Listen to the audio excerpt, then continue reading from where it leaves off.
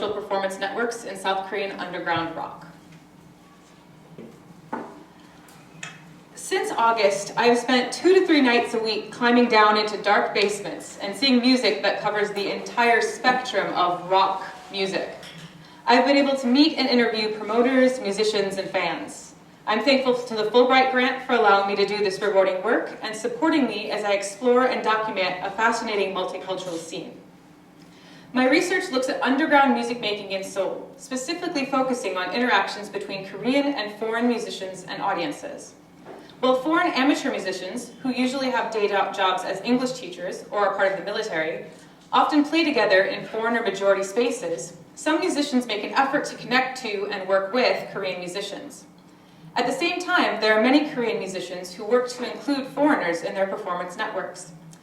Through my time in Korea, I have learned that the underground scene functions less as one large community and more as a set of network clusters, often connected by handfuls of musicians who bridge disparate clusters in interesting ways. My research works to untangle the variables involved in the formation of intercultural relations, the power dynamics of those relationships, and the effect those relationships have on both performative and sonic acculturation of members within the networks. As I have 3 months left of my grant and am still collecting data, most of the observations here are preliminary. As such, I encourage any questions or feedback after the presentation is done. So the presentation tonight will consist of 3 parts. First, I will outline network theory and the work that it does to help illuminate issues of intercultural interaction.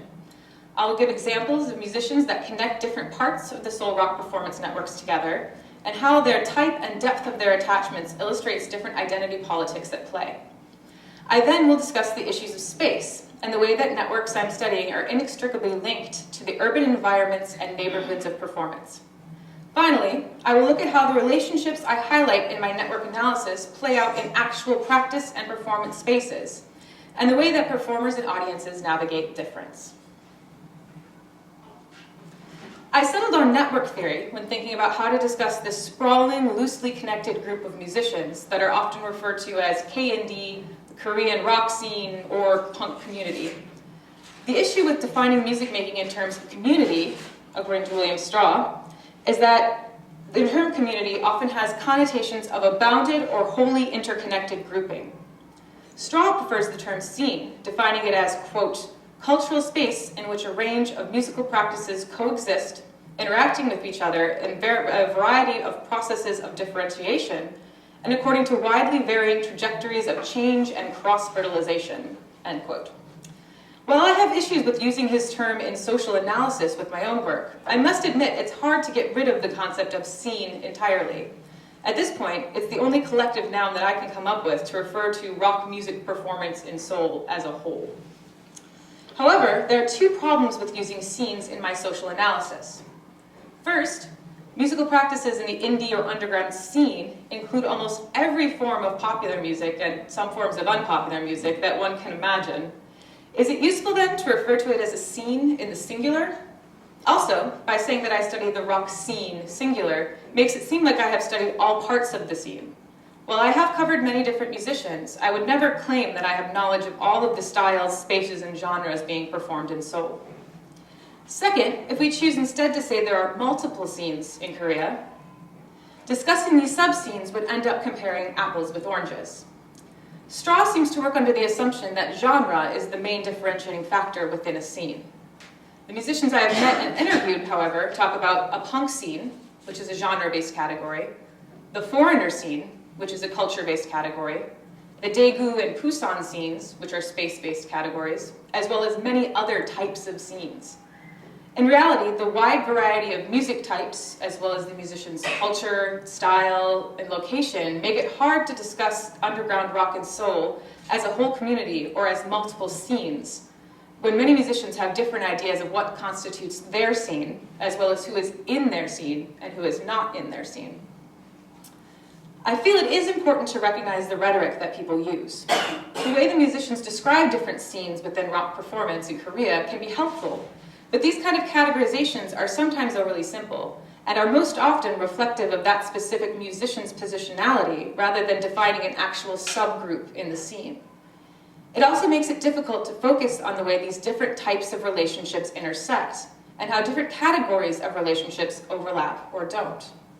For example, a member of the Daegu scene could also be a member of the Korean punk scene, even if the musician is a white American.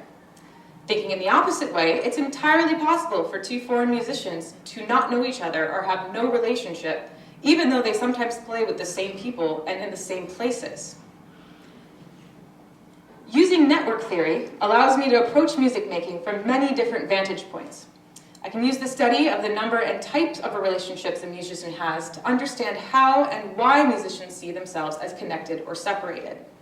Because my research focuses on the way different groups interact and connect, by avoiding a framework that forces me to define edges, avoiding a framework that forces me to define edges is not only beneficial, but necessary. Network theory allows me the opportunity to see how different network clusters of musicians are connected or differentiated. A network cluster is a set of individuals, or nodes, that are grouped based on a criteria of similarity. These clusters can vary in size, which is the number of nodes, and the density, which is the degree of connectedness. If a cluster is maximally dense, in other words, if everyone within the cluster knows each other, then the cluster can be referred to as a clique. Utilizing this kind of terminology allows me to discuss groupings of people with different relationships, which often overlap with each other, without attempting to bound them as being in or out of a particular part of the scene. This is especially important as my work focuses on intercultural interactions and the ways that groups of musicians who are assumed to be bounded and separate will actually have many overlapping nodes. According to L. Ripley Smith, quote, "The social network perspective is uniquely suited to intercultural research because it focuses on what is between or intercultures. It is truly a relational perspective, yet recognizes the importance of individuals or nodes in the system," end quote. By avoiding analysis based on large categories that max the complexities and dynamics of relationships, I'm able to focus on points of intercultural exchange and take into account the intersectional positionality of the individuals involved and the larger social connections that they share or lack. The next issue in my work became how to document and analyze these social connections and relationships between musicians of different natures. While the types of relationships are often clarified through interviews or conversations, the origin of my network mapping stems from performance. Performances are extremely important in Korean undergrad music and are the location where relationships are created and solidified. Performances are usually on Friday or Saturday nights, although Wednesday, Thursday, and even Sunday afternoon shows are relatively common. The shows usually consist of 3 to 5 bands, and each band tends to play a 20 or 30-minute set. These norms are highly dependent on the place of performance and the genre being performed, however. Punk shows, for example, tend to have very short sets, and Club FF in Hongdae usually has at least 6 or 7 bands on a weekend night. There are 2 main ways that shows are curated. First, a musician contacts a venue asking to put on a show with other bands they know. This example shows the Facebook event for a concert like this. The musician-curated shows often have interesting dynamics depending on what criteria the musicians use to choose bands they play with. Many musicians I have interviewed rated friendship over factors like genre, sonic similarity, audience size and diversity, or even talent, although these descriptors do play a role in their choices for who to play with. Questioning musicians about these criteria also allow me to see how they understand the multidimensionality of their network relationships, based on the way they describe their connections to other bands in multiple ways. The second way shows are made is when a venue owner contacts bands they know to be good performers, or that bring in good crowds, and asks them to play a slot on a specific night. This poster is an example of one of those shows. The venue owner curated shows are often less a place of networking, because the bands in the lineup may not know each other and don't have any overlapping social networks. Many bands will simply show up for their set and then leave afterwards.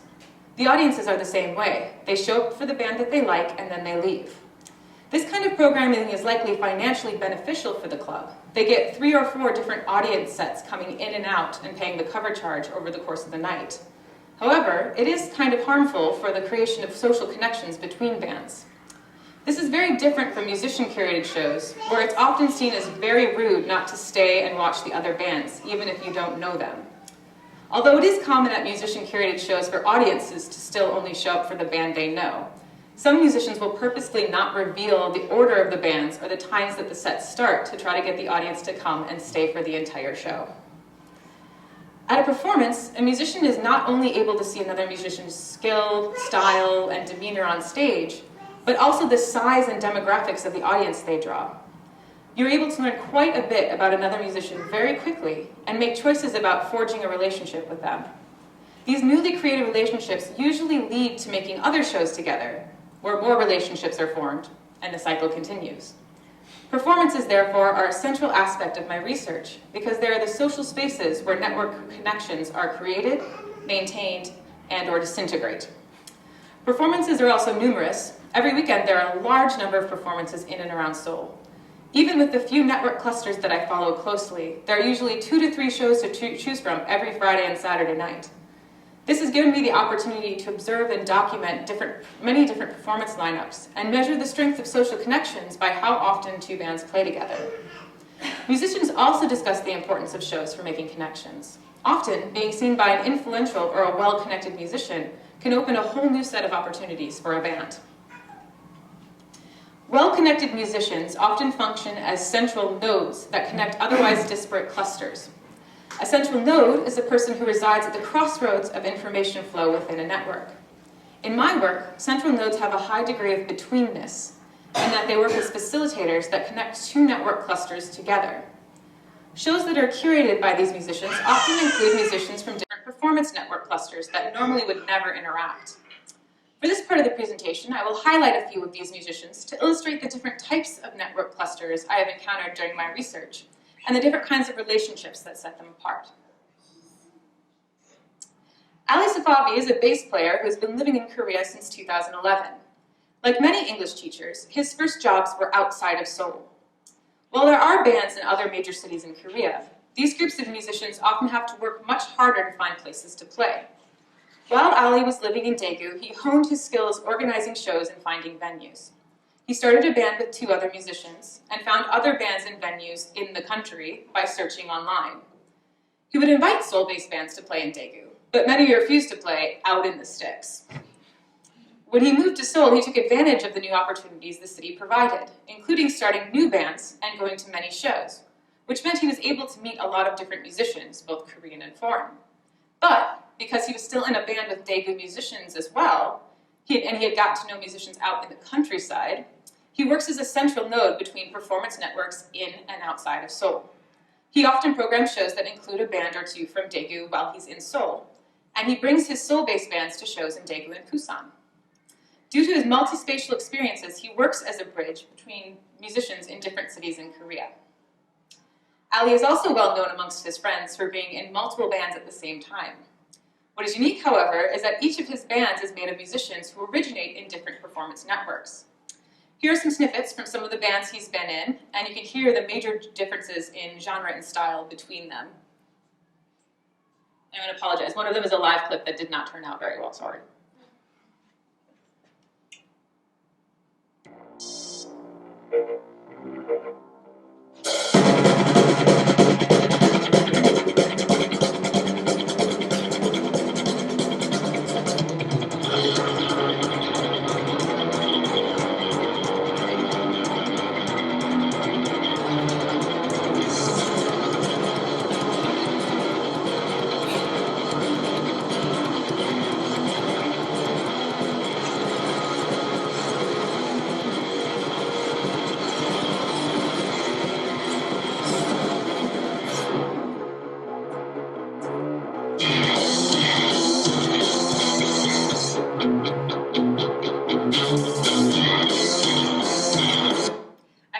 These are music videos from their YouTube site.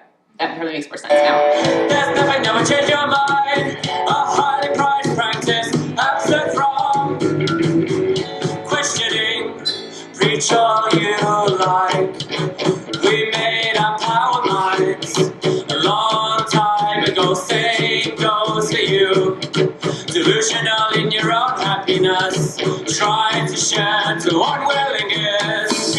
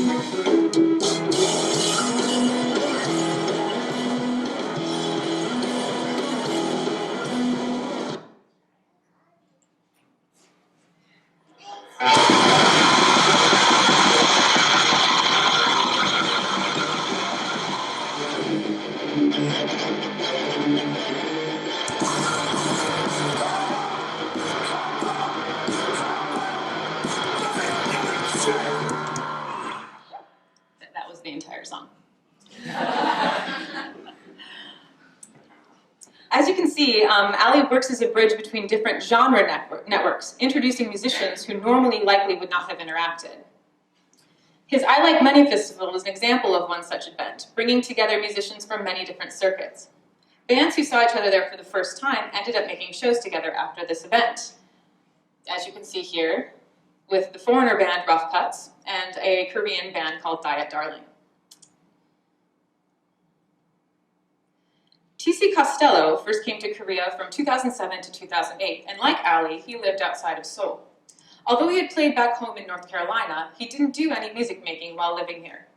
After getting a TEFL degree, he came back to Korea from 2009 to 2010 and ended up joining a foreigner band, as well as playing solo accordion shows.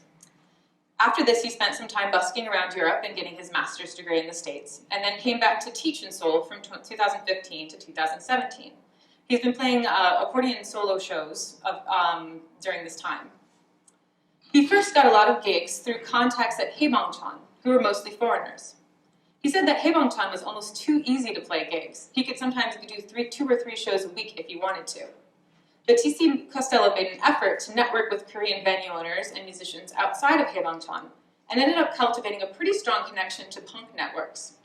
This connection was facilitated in a few ways. First, the most famous punk band in Korea, Crying Nut, has an accordion player. Second, TC's music is inspired by folk music, as well as musicians like the Dead Kennedys, making his sound slightly more accessible to punk audiences. Finally, T.C. Costello makes an effort to speak Korean at every show, even if he has difficulties. This attempt to interact with the audience often endeared him to his Korean fans. Here is some of his speaking and then some of his music cues so you can get a sense for his musical style. And I'll put a translation off to the side.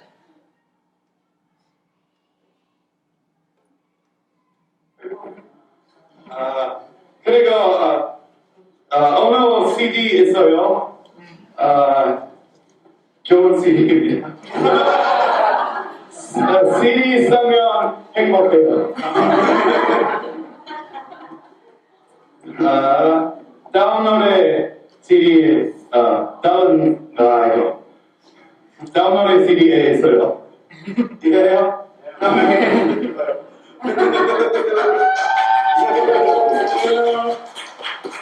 미소 좋아해요. 네, 그리고 어려운 좋은 미소 있어요. 보여주세요.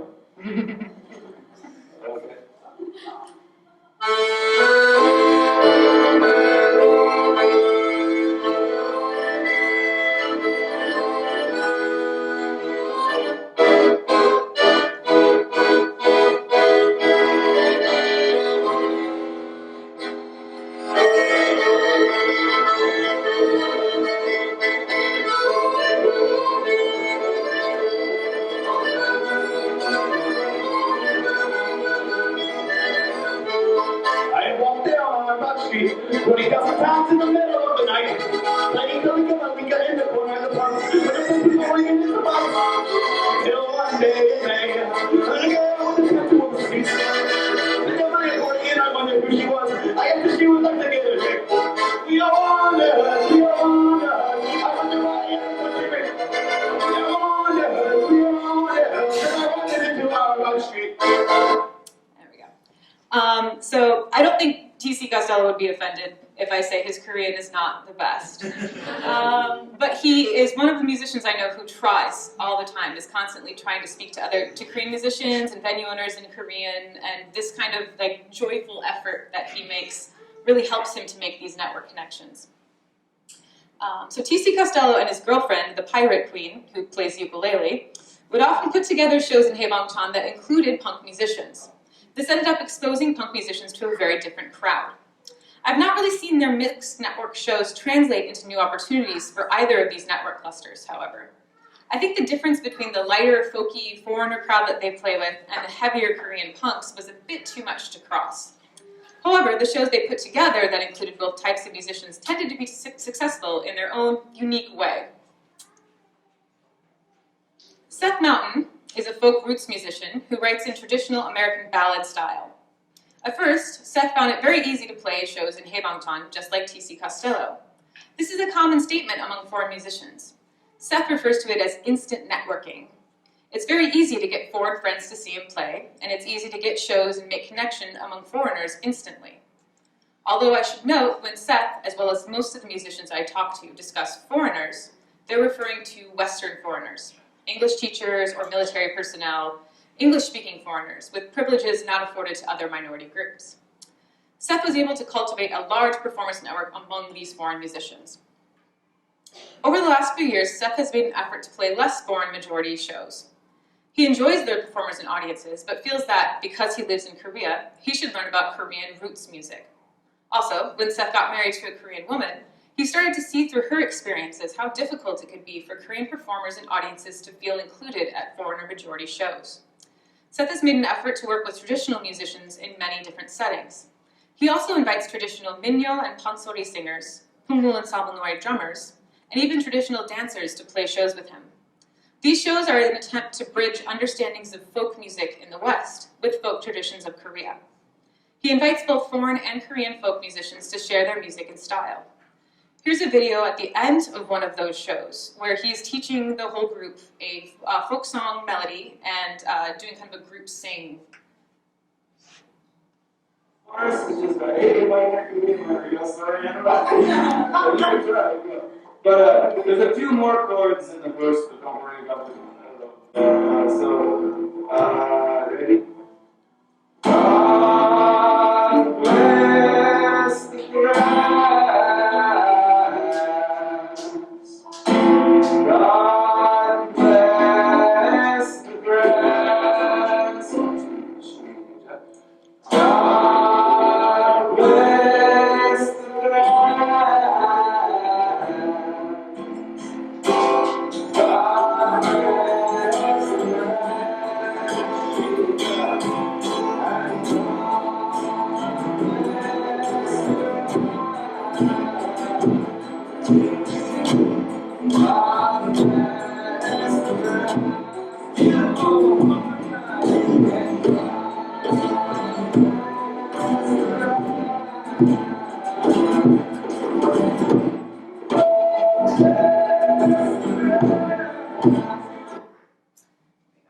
And you can see off to the side there were a couple of traditional Korean drummers playing along as well. Let's see. Well, up to this point, I've focused on musicians and the decisions they make to bring network clusters together. It's important to note that these choices are not made without context. Evelyn Zeglink, when studying the creation of friendship networks, argued that human behavior is not completely random. While people do have control over their choices, those choices are within the context of their social and physical environment. The structures of the environment can either impede or promote interaction. However, it is still on the individual to choose to act. This leads me to think about social understandings of place in Korean rock. The Korean scene is slightly unique in that, until recently, it was really focused on one specific neighborhood, Hongdae. However, gentrification and rising rent has led to many venues closing, and musicians having to look to other spaces to play. These new neighborhoods have their own style, stereotypes, and assumptions about their potential audiences. It's important to understand these environments in order to understand the choices that musicians can and do make. My research has mainly focused on three neighborhoods: Hongdae, Mule, and Haebangchon. Hongdae has been known as the center of underground rock performance in Seoul, if not all of Korea, since the 1990s. It's important to recognize, however, that this is certainly not the first place for live rock music. Rock and roll was first introduced due to the American occupation after World War II, through the American Armed Forces Korea Network radio broadcasts. Korean musicians playing pop, rock, and R&B often found jobs playing at military clubs for American GIs during the 1950s and 60s. After demand for performers in military clubs waned in the 1960s, many rock musicians would play smaller music cafes or music salons in Myeongdong during the day, and then play GI clubs in Itaewon at night to make a living. While pop musicians during this period fought for mass media attention and performance times in larger venues, rock musicians cultivated an underground club culture. However, this also means that rock music never gained mainstream appeal, an issue that still applies today. During the dictatorships of the 1970s and 80s, rock was a target of censorship and suppression due to its foreign color, or waesek, and the way it valorized a lifestyle of sex and drugs. While the older Beatles-esque group sound rock fell out of favor, folk rock became an important vehicle during this time for anti-government messages, and was used, along with traditional music, as a music of the people, Minjin Kayo, in the pro-democracy movement. Folk rock also never reached mainstream status due to its political content. Hongdae, as a performance space, rose to prominence in the 1990s. Unlike many narratives of underground or indie scene origins in the West, Hongdae did not rise to prominence because of cheap rent or availability of venue spaces due to deindustrialization. Instead, rock performance gained traction in Hongdae specifically because of its artistic ambiance. Hongdae is named for its proximity to Hongik Daehakyo, or Hongik University, a college of art established in 1961. Many artists, after graduating, would rent garages or rooms in the residential area around campus to show their work. Hongdae became known for its art studio culture, including cafes and clubs owned by artists with a particular avant-garde style. After democratization, youth culture shifted from resistance against military dictatorship to a counterculture movement. Hongdae became known as an experimental creative culture alternative, in contrast with Apgujeong, which was known for its influence in consumer culture. Hongdae's reputation as an artistic, youth-oriented neighborhood drew many musicians who wished to counter mainstream popular music. This map shows some of the clubs where I've consistently seen performances, but there are many others, especially along the row in the top, and then here and here. The top row has a lot of smaller acoustic clubs, and the other space has some of the more mid-level venues that some of the more upper-level or popular rock musicians will play at. While there are still many venues there, the gentrification and skyrocketing rent has caused a lot of venues to close. This slide marks venues that have closed since I started my research in 2014 with a black star, and clubs that have opened with a gold star. It's a little bit of a disparity there. Despite this, Hongdae is still the go-to place for some musicians who are trying to grow their audiences. Punk musicians have started to branch out of Hongdae. The origin of the scene lie with punk musicians, many of whom are still well known today, like Crying Nut and No Brain. Most of the punk venues in Hongdae have closed, and musicians have worked to find spaces outside of Hongdae to play. Venues like Club Sharp in Mangwon, Mangwon is near Hongdae, as well as Club Skunk and GBN in Mule have been doing pretty well. Mule Art Village area is a place where visual artists have moved into abandoned steel foundries and are now filling the neighborhood with street art and open galleries. This narrative matches with the reclamation of the deindustrialized space common in Western narratives of creative communities. Punk musicians are the main part of the scene that has been covered in academic literature. Stephen Epstein and Tim Tangerlini have 2 documentaries about these musicians. 2001's Our Nation, a punk rock community, and 2014's Us and Them, Korean indie rock in a K-pop world. The first documentary focuses on a specific venue, Club Drug, a staple of the early scene. Epstein and Tangerlini are able to illustrate the sense of community around this venue in the late 1990s. Punk musicians are a unique cluster of performers. They're relatively dense, meaning that most musicians and fans know each other. They also tend to perform in venues that are known as punk venues, whereas many other venues play many different varieties of rock. There are also political connotations attached to these venues. Aligning oneself with a specific venue often means aligning oneself with a specific political view. Most musicians of many genres have their preferred home venue, where they perform quite often. But I find that punk musicians are more territorial than others. More so than any other cluster, punk musicians see themselves and describe themselves as a community, despite or possibly because of their political differences. I contend that this is because of the cultural baggage that the genre of punk carries. There's a way of dressing, acting, and thinking that travels globally with punk music. The cultural rules of punk are known to both Korean and foreign musicians, making socialization and performance relatively easy. Also, the way this performance cluster aligns itself so strongly with space makes this sense of community even more obvious. Foreign musicians often get their start in venues in Itaewon and Haebangchon, neighborhoods near the Yongsan military base that are associated with foreignness. If there were a space like home for a Western foreigner, Haebangchon would be it. These venues usually cater to foreigners, and as such, it is relatively easy for foreign musicians to play with only other foreign musicians to foreigner-dominated crowds in this neighborhood. It should be noted that a good number of Koreans also go to Haebangchon. However, their view of the space is a little different. Haebangchon, as well as parts of Itaewon, often act as Disneyfied spaces, being Epcot-like representations of Western culture. American-style bars, European-style pubs, burgers, pizza, tacos, southern barbecue, all of these things can be found and consumed by Koreans who wish to experience a bit of Western culture. This means Koreans who stumble upon shows in these areas are like tourists in their own country, getting a taste of the culture of the ethnic other. There are also assumptions about musicians that play in Haebangchon, or HBC. HBC is associated with HBC Fest, a biannual non-audition festival that's often dominated by foreign cover bands. Many foreign musicians work to distance themselves from the HBC crowd and don't play HBC venues. For them, being associated with HBC and Itaewon indicates not only a lack of talent, but also a sense of Western superiority or being too good to hang out with Koreans.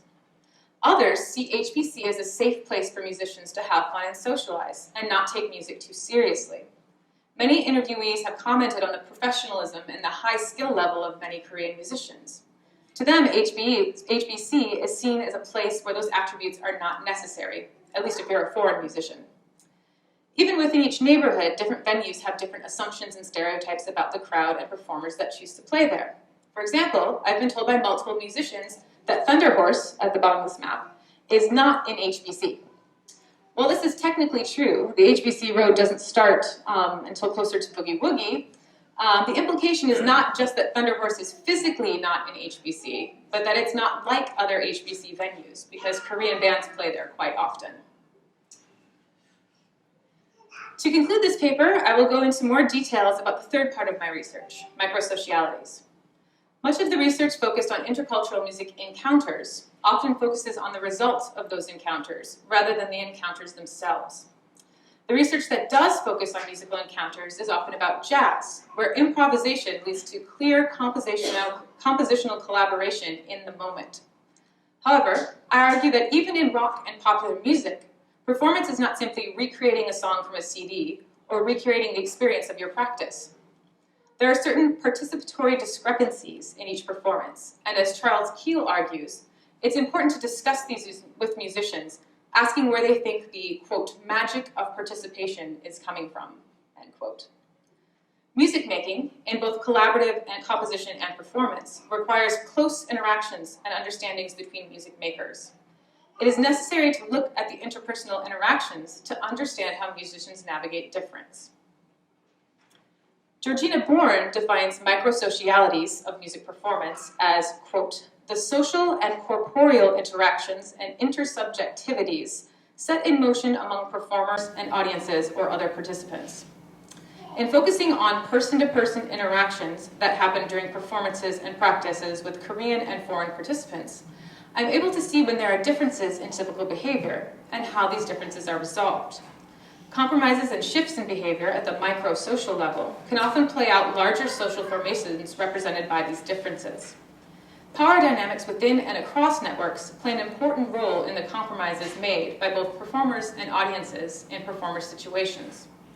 For this part of the presentation, I will focus on three aspects of microsocialities: intra-band practice dynamics, performer action during performance, and audience reaction to performance. When studying intra-band dynamics with intercultural bands, the assumption is that musicians of different cultures would have issues communicating and writing music together. Issues of difference in language, cultural behaviors, or sonic influences would seem like obstacles to writing. While I feel I need to do more observation before making a definitive conclusion, these issues do not seem to be much of a factor. Linguistic issues can often be worked through by demonstration and mimicry of music style. Most cultural issues are taken care of by the typical dynamic of a rock band. Usually, one or two musicians are seen as the drivers of the band, writing the music, organizing shows, and promoting the band. The other musicians are still involved and do work, but they're more receptive and reactionary during the music writing process. For example, a foreign drummer working with Korean songwriters will often do what he is asked of him in terms of beat and song structure. The same is true of a Korean drummer working with foreign songwriters. Of course, there are still conflicts and disagreements, but these are more related to the driver-passenger dynamic of a band and not as much to cultural difference. Because musicians usually meet and get to know each other at shows before forming a band, socialization prior to that band-making moment often leads to mutual understanding of cultural norms. Also, the assumption that Korean and foreign musicians would have widely varying music interests simply based on their different cultures is a bit absurd in today's global popular music context. Korean youth have access to the same music that foreign youth do, and most Koreans know the Western rock canon as well, if not better, than some foreigners. Their relationship with it, however, is slightly different. Based on interviews, Korean musicians will often take music that inspires them to practice spaces and attempt to write songs like the ones they admire. This is a point of cultural confusion for some foreigners who feel this kind of musical composing is too close to copying or covering other bands rather than trying to cultivate a unique sound. This leads to the stereotype that Korean bands are not as creative or they don't have a unique perspective. To be fair, I think the same could be said about foreign musicians as well. They just aren't bringing their influences directly into the practice space. Korean musicians bringing their influences shows their competence and understanding of the musical canon, as well as it is also utilized as an attempt to communicate what kind of music they want without using words. This brings up an interesting issue. I feel that music training and knowledge is often more of a communication issue than difference in language or culture. Rock is a unique musical field, where musicians of varieties of training levels often interact and work together. H. Bennett argues that differences in musical competency often lead to bands breaking up, or in a member with a higher or lower than average competency leaving the project. While this makes sense, I would argue that framing this difference as competence is unfair to the autodidact, or the self-taught musician, which many rock musicians are. It is less about competence and ability, and more about fluency in musical linguistics. Just like a child without language will use the few words they know to attempt to communicate, autodidacts without training in the way music is described will have difficulty describing it to others. Terms like measure, meter, chord progression, cadence, these mean nothing to someone who's learned to play an instrument by copying the sounds they like to hear. However, these musicians do not lack skill or competence in music making. They often have a lot of practice on their instrument. It's simply they don't know the way to describe the things they are doing, hearing, and writing. The difficulty comes when these musicians need to communicate their musical ideas to others who relate to music using technical terms. This is where the playing, repeating, and copying of music come into play. A musician with musical linguistic fluency will often need to take the musical idea an autodidact represents and translate it into their own musical understanding. What meter is it in? What are the notes? What chord progression does it insinuate? They need to do this in order to work with the musical phrase and add to it. In the opposite direction, someone fluent in musical linguistics will often attempt to describe what they want.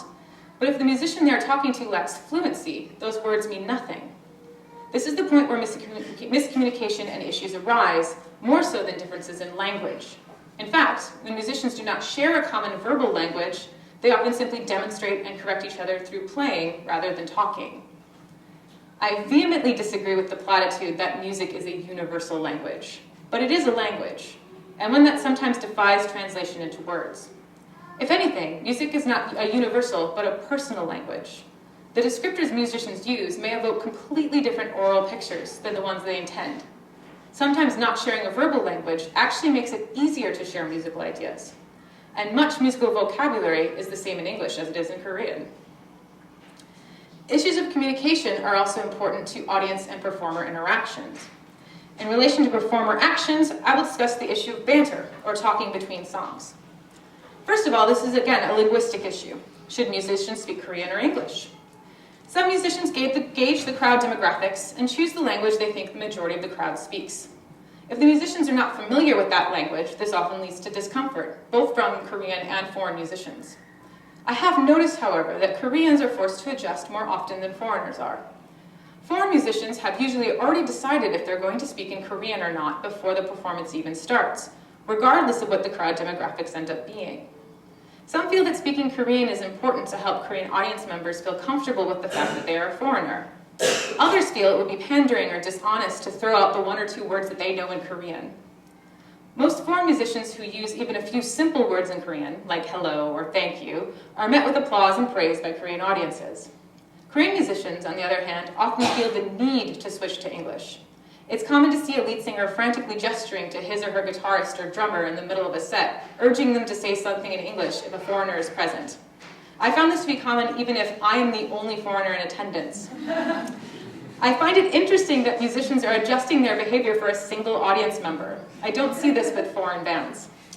In general, shows that include both Korean and foreign bands tend to be English language spaces. So here's an example of a Korean band that played the first slot of a CD release show, and they were the only Korean band at that show.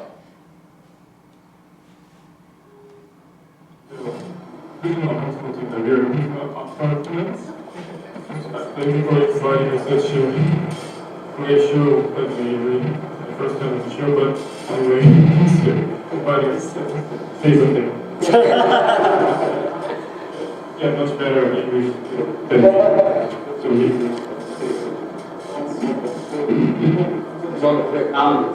Congratulations on your new albums. You really like the band Mountains, Rockets, visuals, and sound calls, yeah. So the audio was a little distorted there, but basically the lead singer was trying to speak to the audience and then suddenly turned to the drummer and said, "You talk," which is a common occurrence with Korean bands. So intercultural network theory is often focused on the heterogeneity of networks, or the level of dissimilarity within a network. This dissimilarity is usually defined by the presence of an ethnic other within the network. Most often this heterogeneity is focused from the perspective of the migrant or the expatriate. In positing the usage of network theory in intercultural studies, Al Ripley Smith writes, quote, "It is hoped that a prototypic acculturation architectures can be identified. If that were the case, then expatriates could build the proper support networks around themselves to facilitate integration into their new communities," end quote. Smith goes on to say, though, that although the creation of proper support networks for minority groups, quote, "remains the ideal objective, a truer understanding of the expatriate's plight might reveal that expatriates are not in the process of building a social structure, but they are found within an existing social structure, constructing a social identity," end quote. So, the existing social structure and social values can play a major part in how heterogeneous networks affect acculturation. What Smith does not focus on is majority to minority acculturation.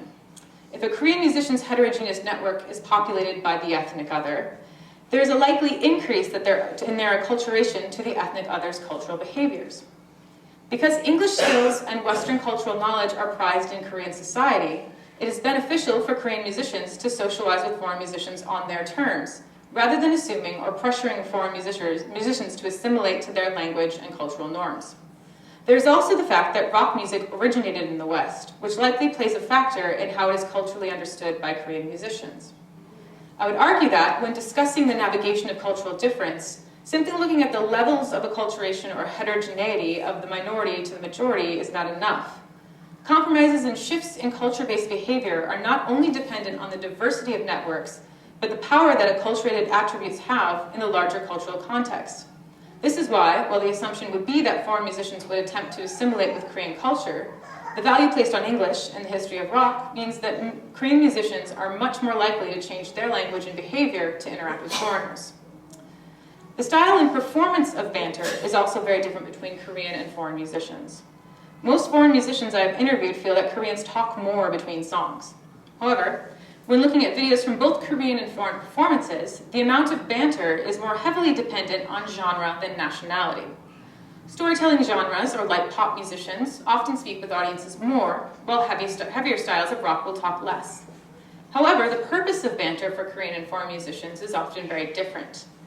Korean musicians are usually explaining what the next song is about, and their banter is performative. It feels rehearsed, and musicians will use similar introductions for a song at every show. Foreign musicians, on the other hand, will usually use banter to interact with audience members, responding on the fly or reacting to a specific audience member's gesture or noise. I would argue that foreign musicians feel Koreans have more banter because of this different style of banter.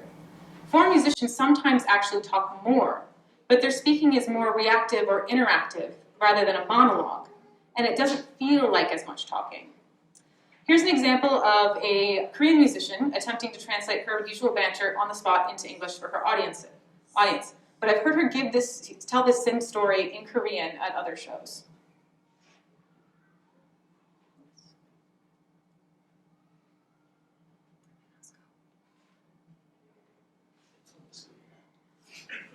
There, okay. Y'all just watch me like flare out. I went to Jeju Island. I went to the forest called Gujjawa, and there are a lot of plants and trees and garlic cells. There are many atmosphere for wet spaces and dry spaces. And I saw their struggling to the view, and I got some comfort from them. And I thought they have hard time too. So I made this song. Seems like the audio is kind of distorted on those, but basically she was telling a story about how she went to Jeju and saw some animals and how they were struggling to live, and it made her think that she could get through too. So those kinds of stories about what the lyrics are about and what the songs are about are very common with Korean musicians. I would argue that this difference in banter style is directly linked to the difference between Korean and foreign audience behavior. Korean audiences tend to sit or stand without moving while watching a show. It's almost like a classical music performance, with no talking and giving attention to the performer that you paid to see. This behavior is seen as respecting the performer on stage. Foreign audiences, however, see performances more as a social event, and foreign audience members are notorious for talking during songs or turning their back to a performer while he or she is playing. Thinking about banter in relation to this helps put it in its context. A foreign musician, who might often play to foreign crowds, is looking to keep their audience's attention while they adjust tunings or gear between songs so the audience members don't start a conversation and lose interest. Korean bands, on the other hand, are using their between-song speaking like program notes to a performance, giving the audience more information so they can better enjoy the show.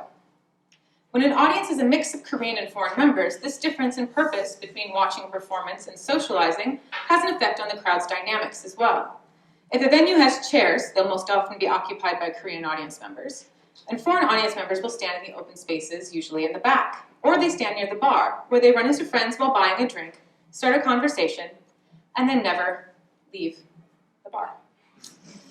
It's a stereotype that Korean audiences do not drink as much as foreign audiences do. I do see Koreans buying drinks, but it's between songs or more likely between bands, whereas foreigners will walk up in the middle to the bar in the middle of a song and buy a drink. One bar, Thunder Horse, even has pens and paper so you can order a drink if the bartender can't hear you because the band is too loud. At some venues, foreign bands will remove chairs or push them off to the side before a show because they do not want this concert-like feeling. So this video example is a unique one. A few weeks ago, I was able to see the band Visuals perform at 2 venues in the same night. The first to a majority Korean audience, all seated, and then later in the night to a majority foreign audience, most of whom were standing. In both recordings, I was about the same distance from the band. I'll play the beginning of the same song in these 2 performances so you can hear the difference in crowd noise between these 2 venues.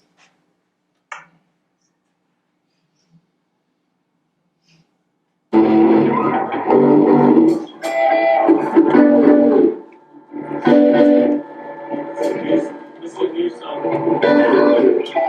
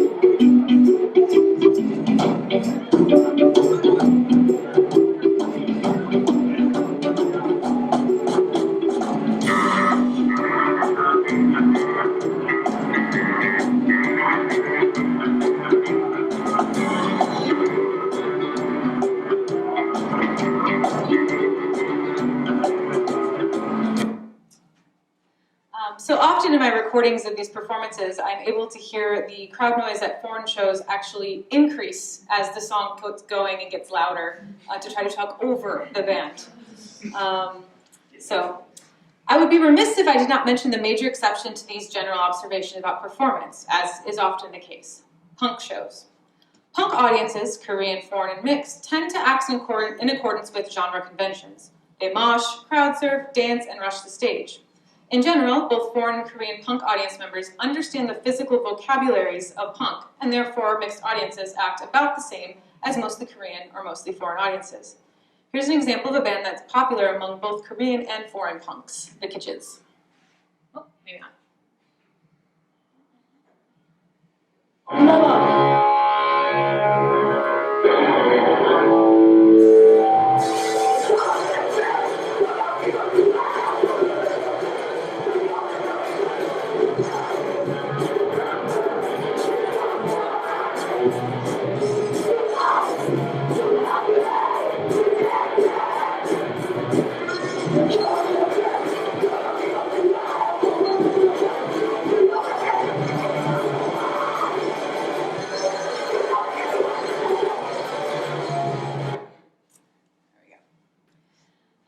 As I still have a few months left on my grant and many interviews and videos that I need to watch and rewatch, some of the conclusions presented here are preliminary. However, I hope this gives you all a simple overview of the work I have been doing. As a final note, I would suggest you check out doindie.co.kr. It's run by a friend of mine, is in Korean and English, and allows you to see different venues, bands, and shows in all up throughout Korea. Also, most of the photos in this presentation were provided by Douglas Vitor. Please go check out his Facebook page. He has amazing photos of the scene, and it's also a great way to discover bands. I thank you for your time, and I look forward to your questions.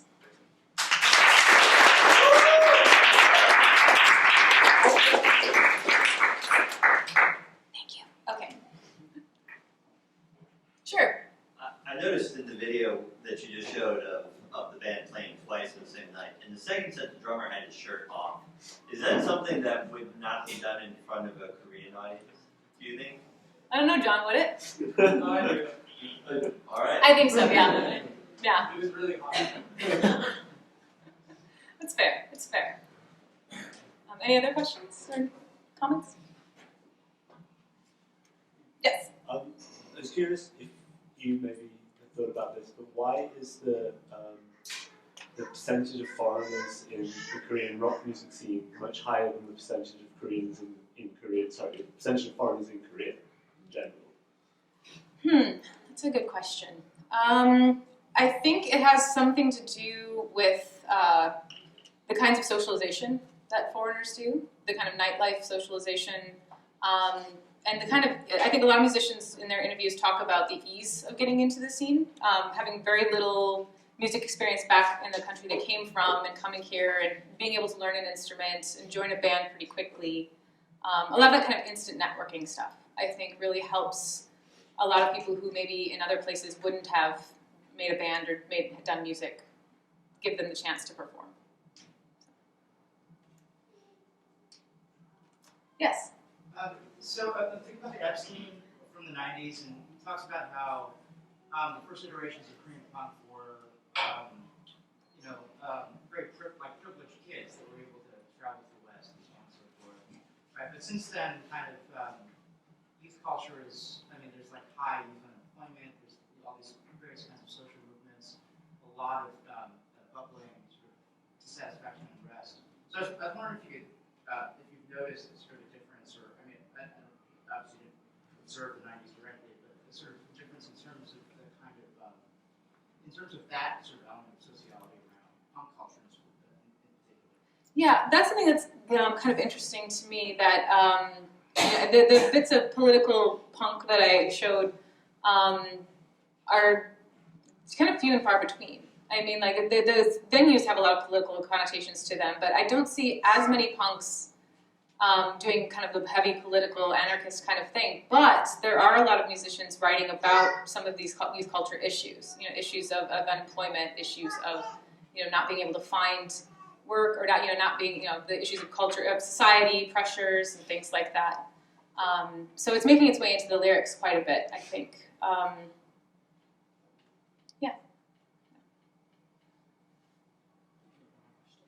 I can take one more apparently, so who wants to do it? Yes. Just curious, how many interviews have you? Currently, I have 28 interviews, and I have a list of another probably 20 to 30 at minimum that I want to get before I leave. So, as well as follow-up interviews with some people, and things like that. So. What kind of reaction are you getting to your appearance on the scene or at the edge of the network? Do they think you're strange? Do they welcome the attention? Or I think it's more the second. It's definitely welcome attention. I think it's been relatively easy for me to get interviews and things like that. People are really curious. And in terms of networks, it's really interesting when I go to shows that have these kind of like cross-network situations. That I'll meet two musicians who I know very well, who don't know each other, and are real surprised that I know both of them. Like the way that I'm jumping around these different clusters is kind of unusual, I think, to a lot of musicians that I'm working with. So that's kind of, but yeah, if they think I'm weird, I think there's other factors involved. So thank you for all your questions, and if you have any more, that we can talk afterwards, and there's food. So go for it. Thanks.